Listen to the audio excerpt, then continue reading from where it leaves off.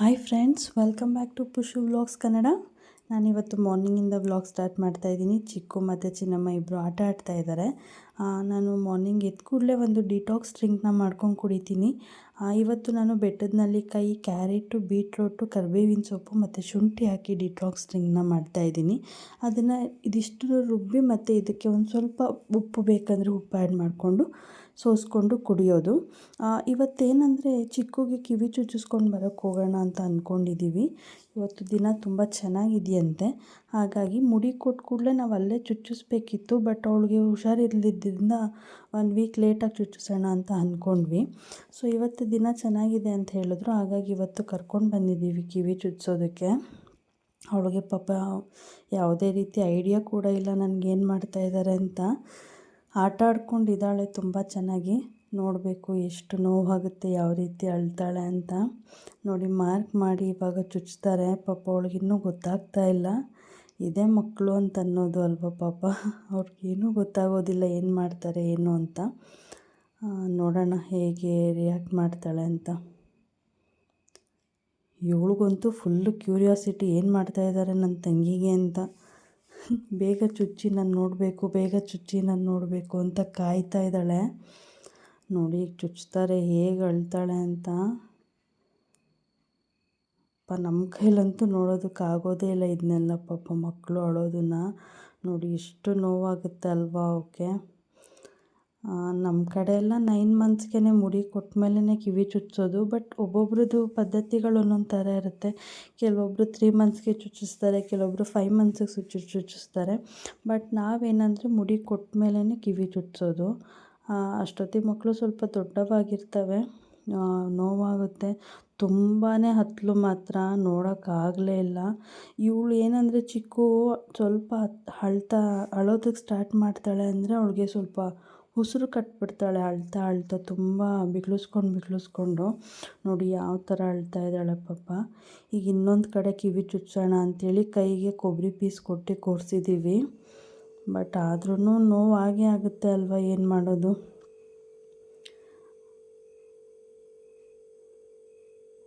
ಈ ವಿಡಿಯೋ ನೋಡ್ತಾಯಿದ್ರೆ ನನಗೇ ತುಂಬಾ ನೋವಾಗ್ತಾಯಿದೆ.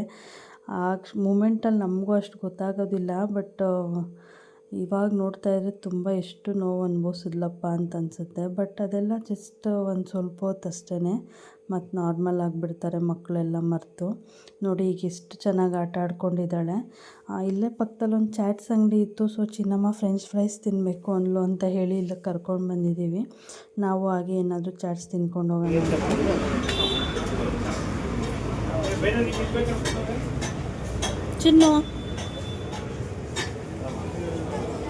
ಚಿನ್ನು ಏನು ಬೇಕು?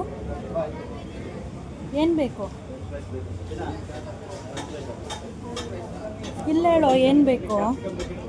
ಹಾಂ, ಏನು ಬೇಕು?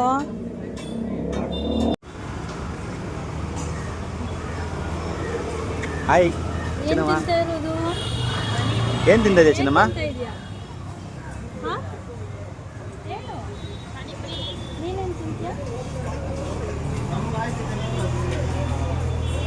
ಹೇಳ್ಬೇಕು ನೀವು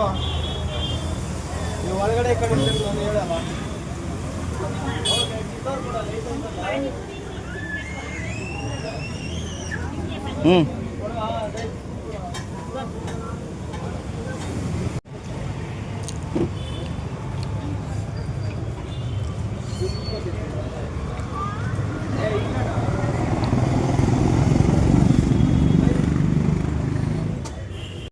ಚಿನ್ನು ಇಲ್ಲೋಡು.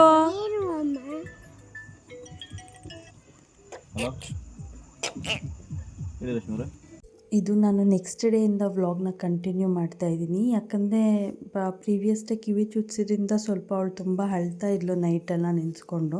ಹಾಗಾಗಿ ನಾನು ಮನೆಗೆ ಹೋದ್ಮೇಲೆ ವಿಡಿಯೋಸ್ ಎಲ್ಲ ಮಾಡ್ಕೊಳ್ಳೋದಕ್ಕಾಗಲಿಲ್ಲ. ನೆಕ್ಸ್ಟ್ ಡೇ ಬಂದು ಇಲ್ಲಿ ಕೂತಿದ್ದಾನಲ್ಲ, ಇವನ ಹೆಸರು ಲಕ್ಷಿತ್ ಅಂತ ಹೇಳಿ. ಇವನದು ಬರ್ತ್ಡೇ ಇತ್ತು. ಇವರು ಇದ್ದಾರಲ್ಲ ಅವ್ರ ಅಮ್ಮ ಸೌಮ್ಯಕ್ಕ ಅಂತ. ಸೊ ಅವ್ರ ಮಗ ಇವನು. ಅವನ ಬರ್ತ್ಡೇ ಇತ್ತು. ಅವನ ಬರ್ತ್ಡೇಗೆ ಅಂತ ನಾವು ಮಧ್ಯಾಹ್ನ ಲಂಚ್ಗೆ ಹೊರಗಡೆ ಬಂದಿದ್ದೀವಿ. ನಾನು, ಚೈತ್ರ ಮತ್ತು ಮತ್ತು ಸೌಮ್ಯಕ್ಕ, ಲಕ್ಷಿತ್ತು, ಚಿನ್ನು, ಚಿಕ್ಕು ಕೂಡ ಕರ್ಕೊಂಬಂದಿದ್ದೀವಿ.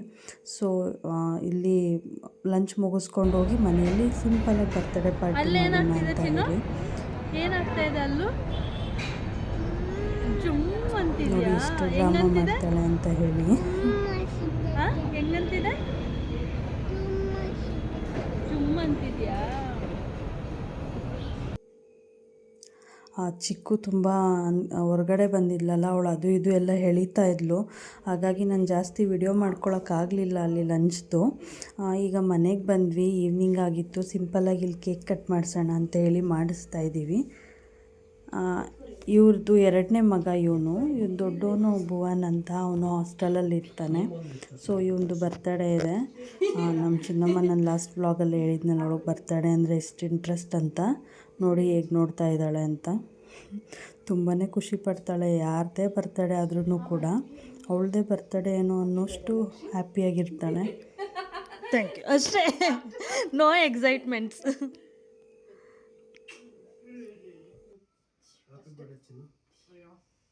ಅಯ್ಯೋ ಎಡಗೈ ಬಲ್ಗೈ ಎಲ್ಲ ಕೈ ಹಿಡ್ಕೊಂಬಿಟ್ಟು ಹೋಗತ್ತ.